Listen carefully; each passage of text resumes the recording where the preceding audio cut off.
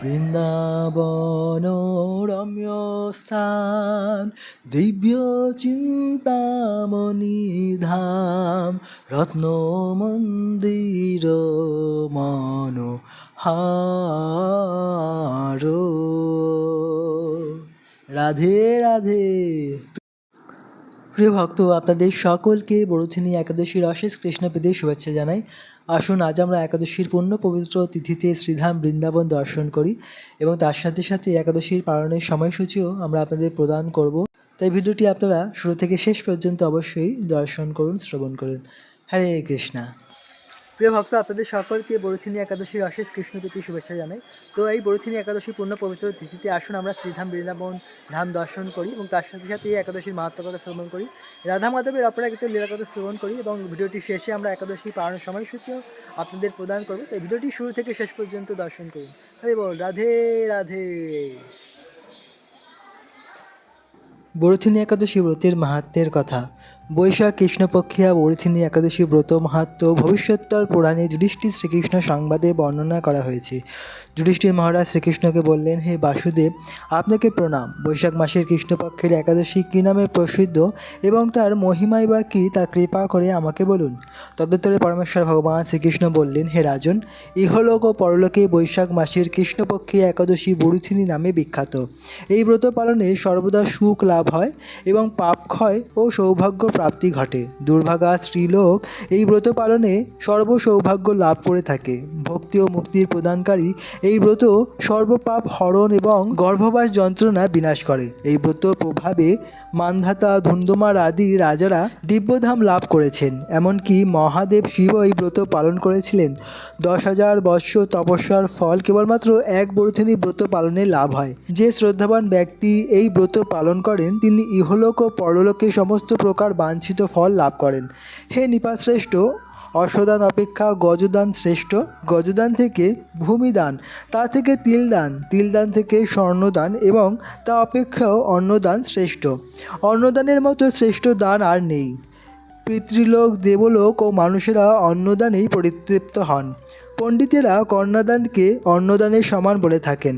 স্বয়ং ভগবান গোদানকে অন্নদানের সমান বলেছেন। আবার এই সমস্ত প্রকার দান থেকেও বিদ্যাদান শ্রেষ্ঠ, কিন্তু এই বড়থিনী ব্রত পালনে সেই বিদ্যাদানের সমান ফল লাভ হয়ে থাকে। পাপমতী যেসব মানুষ কন্যার উপার্জিত অর্থে জীবন ধারণ করে, পুণ্যক্ষয়ে তাদের নরক যাতনা ভোগ করতে হয়। তাই কখনও কন্যার উপার্জিত অর্থ গ্রহণ করা উচিত নয়। যে ব্যক্তি বিভিন্ন স্বর্ণালঙ্কার সহ কন্যাদান করেন তার পুণ্যের হিসাব স্বয়ং চিত্রগুপ্ত করতে অসমর্থ হন। কিন্তু বড়থিনী ব্রত পালনকারী কন্যাদান থেকেও বেশি ফল লাভ করে। ব্রতকারী ব্যক্তি দশমীর দিনে কাঁসার পাত্রে ভোজন, মাংস, মুসুর, ছোলা, শাক, মধু, অন্যের প্রদত্ত অন্ন গ্রহণ, 2 বার আহার ও মৈথুন পরিত্যাগ করবে। দ্রুত ক্রীড়া, নেশাজাতীয় দ্রব্য, দিবানিদ্রা, পরনিন্দা, পরচর্চা, প্রতারণা, চুরি, হিংসা, মৈথুন, ক্রোধ ও মিথ্যাবাক্য একাদশীর দিনে বর্জনীয়। কাঁসার পাত্রে ভোজন, মাংস, মুসুর, মধু, তেল, মিথ্যা ভাষণ, ব্যায়াম, 2 বার আহার ও মৈথুন এসব একাদশীর দিনে পরিত্যাজ্য। হে রাজন, এই বিধি অনুসারে বড়থিনী ব্রত পালনে সকল প্রকারের পাপের বিনাশ এবং অক্ষয় গতি লাভ হয়। যিনি হরিবাসরে রাত্রি জাগরণ করে ভগবান জনার্দনের পূজা করেন তিনি সর্বপাপ মুক্ত হয়ে পরম গতি লাভ করেন। তাই সূর্যপুত্র যমরাজের যাতনা থেকে পরিত্রাণের জন্য পরম যত্নে এই একাদশী ব্রত পালন করা কর্তব্য।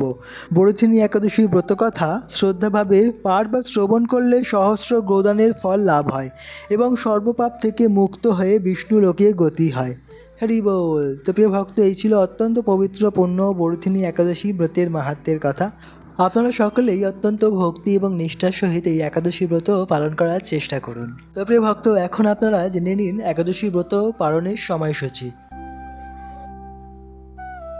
বড়থিনী একাদশী 13ই এপ্রিল সোমবার পালন করতে হবে এবং পরদিন 14ই এপ্রিল মঙ্গলবার পালনের সময়সূচি।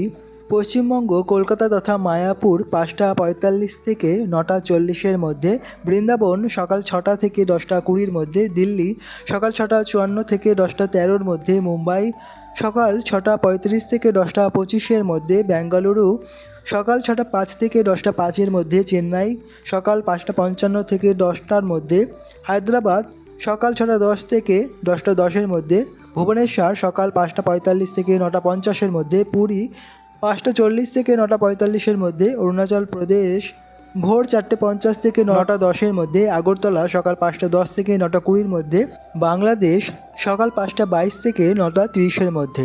তো হচ্ছে ব্রতের পালনের সময়সূচি। আপনারা পঞ্চরবি শস্য জাতীয় প্রসাদ গ্রহণ করে ব্রত অবশ্যই এই সময়ের মধ্যে পালন করে নেবেন।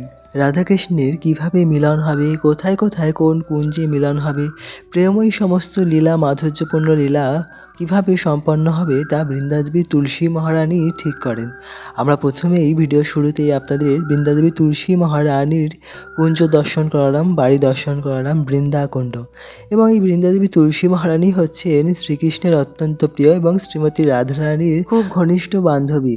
তো বৃন্দাদেবী তুলসী মহারানী ছিলেন প্রথম বৃন্দাবন ধামের অধিষ্ঠাত্রী এবং সম্পূর্ণ বৃন্দাবন ধাম বৃন্দাদেবী শ্রীমতী রাধারানীকে উপহার দিয়েছিলেন। আর এই বৃন্দাদেবীর 1,00,000 অনুচর টিয়া পাখি রয়েছে। তারা বৃন্দাবন ধামের বিভিন্ন স্থানে ঘুরে ঘুরে শ্রীমতী বৃন্দাদেবীর কাছে সেই সমস্ত খবর জানায় এবং বৃন্দাদেবী রাধা কৃষ্ণ এবং সমস্ত গোপিকাদের কিভাবে মিলন, কোন স্থানে কোন কুঞ্জে হবে, কোন সরোবরে হবে, সেই সমস্ত কিছু রচনা করেন এবং সেই হিসেবে রাধাকৃষ্ণের এই সমস্ত লীলা সম্পন্ন হয়। আর যেহেতু বৃন্দাদেবী তুলসী মহারানী হচ্ছেন শ্রীমতী রাধারানীর অত্যন্ত কাছের, তাই আমরা যদি তার সেবা করি তাহলে আমরা অতি সহজেই শ্রীকৃষ্ণের সেবায় যুক্ত হতে পারবো, শ্রীকৃষ্ণের আপনজন হতে পারবো।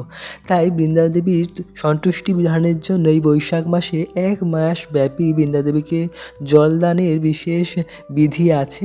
ভক্তরা বৃন্দাদেবী তুলসী মহারানীকে জল নিবেদন করে, জলধারা নিবেদন করে এই 1 মাস ব্যাপী। যেহেতু 1 মাসে সূর্যকিরণ অত্যন্ত প্রখর হয়, সেই কারণে এই জল নিবেদনের বিশেষ মাহাত্ম্য রয়েছে।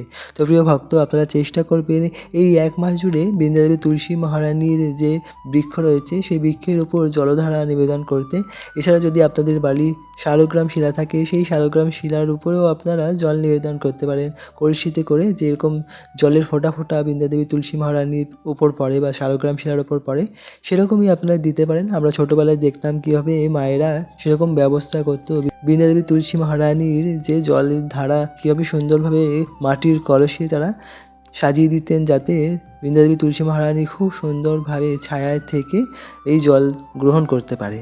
এছাড়াও এই বৈশাখ মাস অত্যন্ত পবিত্র একটি মাস। এই মাসে যে কোনো ব্রত করা হয় না কেন, সেই ব্রতের পূর্ণফল দ্বিগুণ লাভ হয়ে থাকে। তাই এই বৈশাখ মাসে আপনারা প্রতিদিন বৃন্দাদেবী তুলসী মহারানীর সেবা করতে পারেন, পবিত্র পূর্ণ নদীতে স্নান করতে পারেন, ভগবানের দিব্য নাম হরে কৃষ্ণ মহামন্ত্র জপ কীর্তন করতে পারেন, শ্রীমদ্ ভগবদ্ গীতা, ভাগবতম আদি গ্রন্থ আপনারা পাঠ করতে পারেন, শ্রবণ করতে পারেন এবং অন্যকে উৎসাহিত করতে পারেন ভগবানের প্রেমময়ী সেবায় যুক্ত হওয়ার জন্য। এভাবেই আপনারা ভগবানের অত্যন্ত প্রিয় কাছের, অত্যন্ত আপন হতে পারবেন। তো প্রিয় ভক্ত, আপনাদের সকলের বরুথিনী একাদশী এবং বৈশাখ মাস অত্যন্ত ভালো কাটুক, শুভ কাটুক, এটাই আমরা কামনা করি। সবাই সুস্থ থাকবেন, ভালো থাকবেন।